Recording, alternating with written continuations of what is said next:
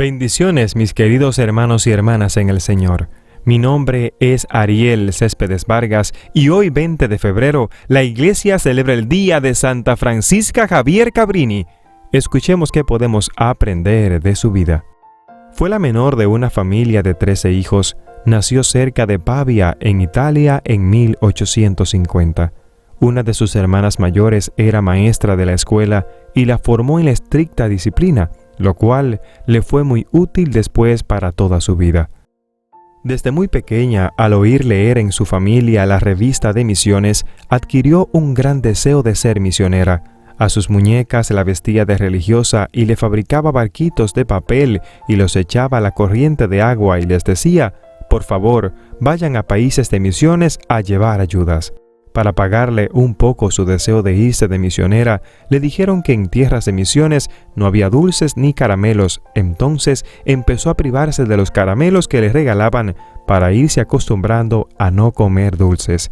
A los 18 años obtuvo el grado de profesora. Quiso entrar de religiosa en una comunidad, pero no la aceptaron, porque era de constitución muy débil y de poca salud.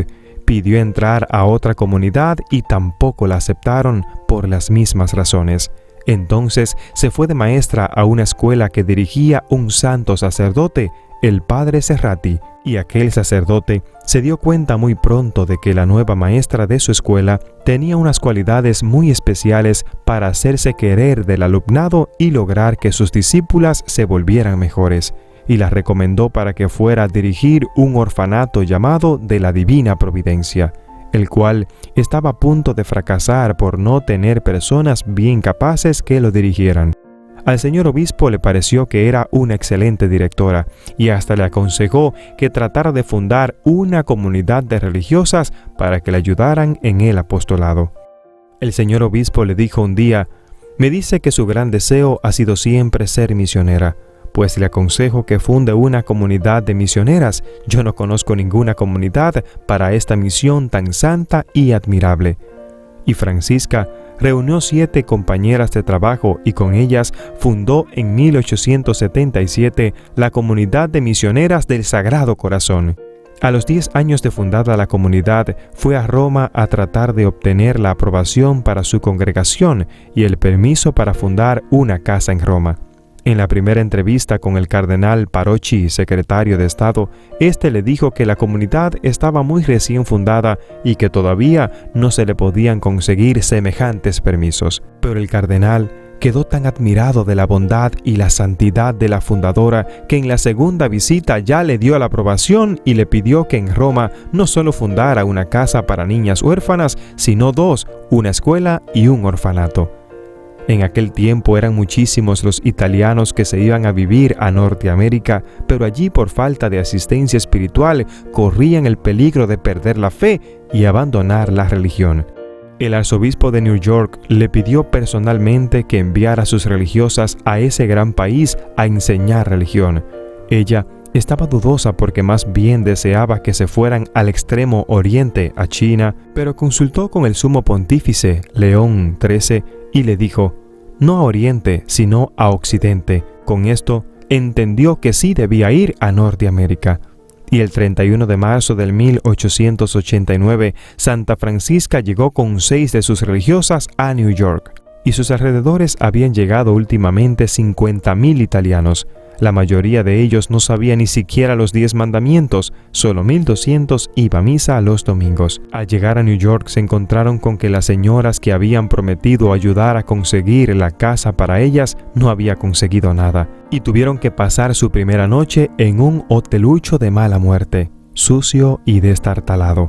Y al presentarse al obispo, este les dijo: no se les pudo conseguir casa, así que lo mejor que pueden hacer es devolverse a Italia. Pero la madre Francisca, que era valiente y tenía una gran fe, le respondió: no, señor obispo, el sumo pontífice nos envió para acá y acá nos vamos a quedar. El arzobispo se quedó admirado del valor de la monjita y del apoyo que le ofrecían a ella desde Roma y le consiguió entonces alojamiento en una casa de religiosas. A los pocos meses ya la madre Cabrini habría logrado conseguir una buena casa. buscando ayudas entre los bienhechores, y poco antes de un año ya pudo ir a Italia, llevando las 2 primeras novicias norteamericanas para su nueva comunidad. De vuelta se trajo varias religiosas más y fundó su primer gran orfanato junto al río Hudson. La comunidad empezó a extenderse admirablemente en Italia y en América. La madre Cabrini, en penosos y largos viajes, fundó una casa en Nicaragua y otra en Nueva Orleans. En esta ciudad norteamericana, los italianos vivían en condiciones infrahumanas, y la presencia de las misioneras fue de enorme provecho para estas pobres gentes. Las grandes obras que emprendió demuestran que Francisca Cabrini fue una mujer extraordinaria.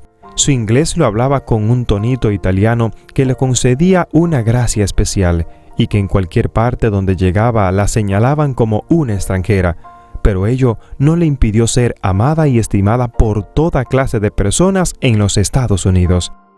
Los que trataban con ella de asuntos económicos y en grandes escalas muchas veces se quedaban admirados de la capacidad tan impresionante que esta mujer tenía para salir adelante aún en las obras más difíciles.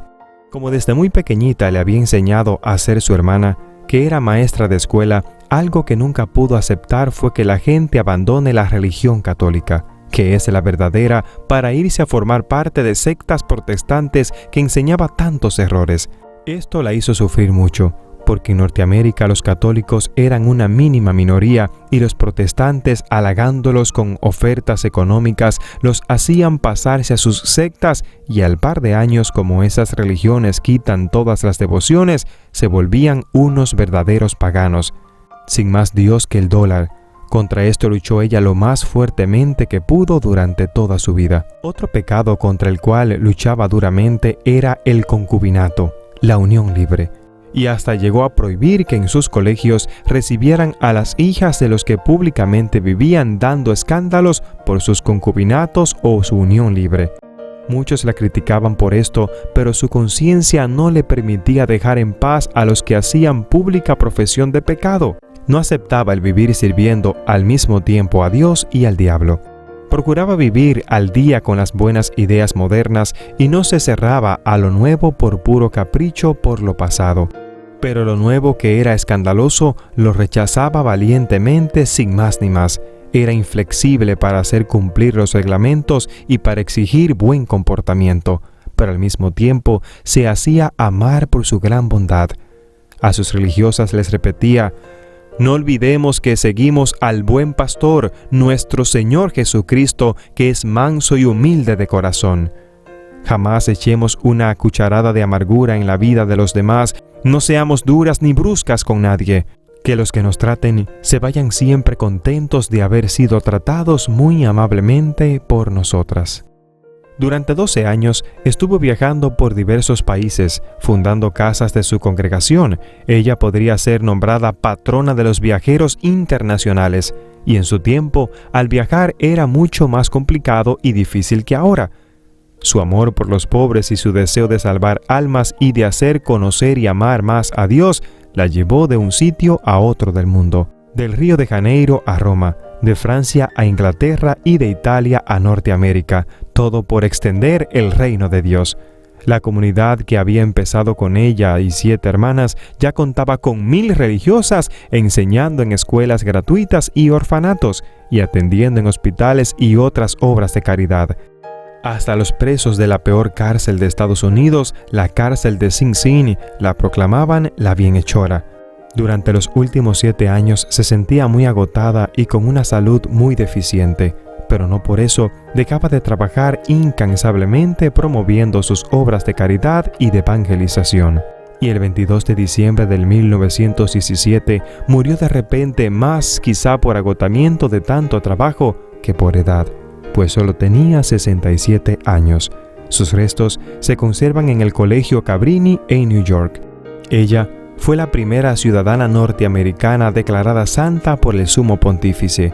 Nadie que no hubiese tenido una gran santidad y un inmenso amor a Dios y al prójimo habría podido llevar a cabo obras tan grandes como ella logró realizar. Es por eso que hoy es el día de Santa Francisca Javier Cabrini. Mis queridos hermanos y hermanas en el Señor, ¿cuánto tenemos tú y yo que poner en práctica en este día? Lo primero que debemos entender en este día es que tú y yo también hemos sido llamados a misionar, a llevar la palabra de Dios a donde nos envíe el Señor, de oriente a occidente, de norte a sur, del este al oeste. Por todas partes debemos llevar el evangelio de nuestro Señor Jesucristo, que donde tú llegues, llegue la palabra del Señor, que a quien tú saludes, le llegue el saludo del Señor, que con quien tú compartas, comparta el Señor, porque tú eres imagen y semejanza de Dios, porque Dios te ha llamado para usarte, para que donde tú estés, también esté la iglesia de Cristo. Hoy te invito a que hables del Señor, a que te preocupes por hablarle de Dios a aquellos que no lo conocen, quizás a un compañero de trabajo, a un vecino, a alguien que siempre te pasas el tiempo a su lado y no le has dicho cuánto lo ama Dios. Hoy te invito a que hables del Señor, a que te preocupes porque la palabra del Señor sea extendida por toda la tierra, y empieza compartiendo la vida de este santo. Gracias por escuchar y suscribirte en este canal. Que Dios te bendiga, que Dios te guarde y que nos ayude, como a Santa Francisca Javier Cabrini, a llevar su palabra por todo el mundo. Bendiciones. Gracias por escuchar a Ariel Céspedes. No olvides compartir y suscribirte en este canal.